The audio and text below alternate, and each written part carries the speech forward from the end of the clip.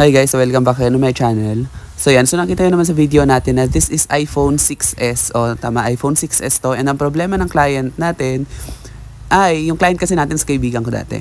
Kaklase ko kasi siya dati. Ang problema niya is magpapapalit siya ng charging port at battery ng iPhone 6s. Ayan. So first things first, iPhone 6s to. iPhone 6s and above, meron na siyang adhesive sa loob. So kailangan natin gamitan ng heat gun yung sides para umangat yung adhesive tape. Ayan, take note sa iPhone 6s and above, yun ang meron. Pero iPhone 6 and below, wala.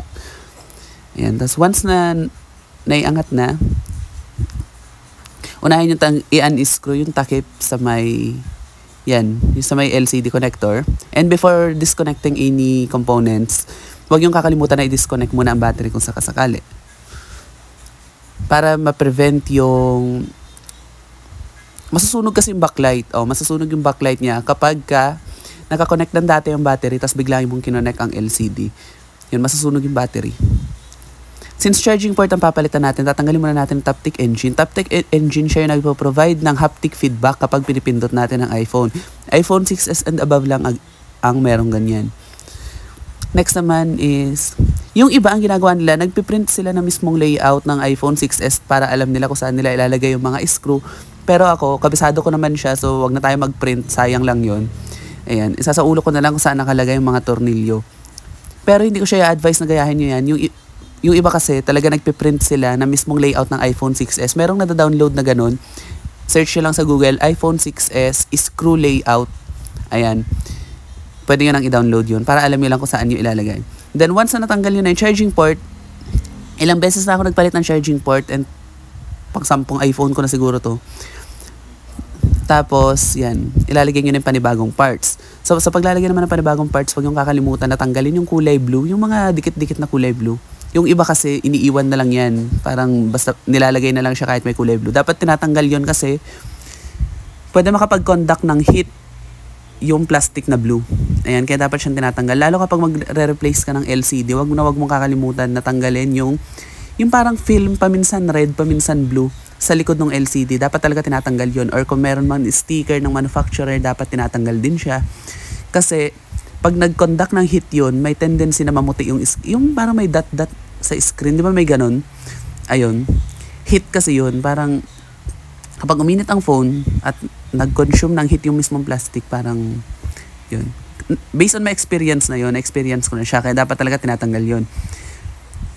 Kaya nga dapat, kung halimbawa ikaw gumagawa ka ng cellphone, dapat i-testing mo muna yung part kung gumagana bago mo i-install. Para kung hindi gumagana, pwede siyang i-return.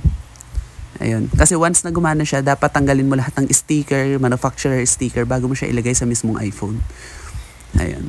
Next naman na ilalagay natin is yung battery. Ayan. Naglagay na ako ng adhesive tape sa battery. Yan.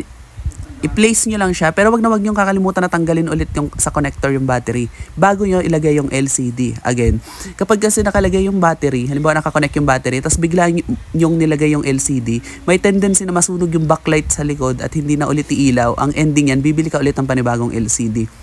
Kaya importante na dapat tanggalin mo na ang battery before doing any action o kung meron mang ilalagay tulad yan. Mas okay kung mas malakas ang magnet nung screw. Mas mabilis ang trabaho. Pero yan kasing screw ko medyo parang mas malakas na yung magnet ng ano. Ayan. Tapos once na ilagay nyo na yan, tsaka nyo lang i-connect yung mismong battery. Ayun. Tsaka nyo lang siya i-connect. Ako naman ang ina-advise ko, once na nagpapalit ng battery, isinasabay ko yung charging port.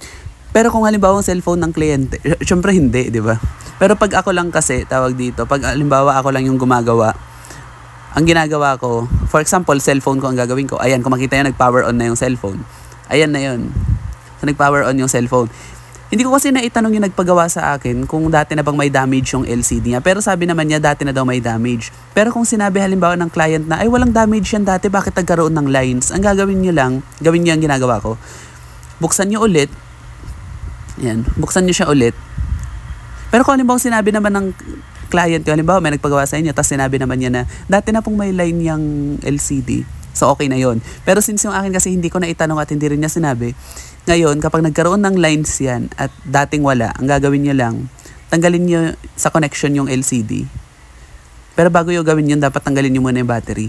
bago yung i-remove. Kasi sabi ko nga, baka mag-short circuit tapos masira yung backlight ng LCD, gagastos kayo ng panibagong LCD.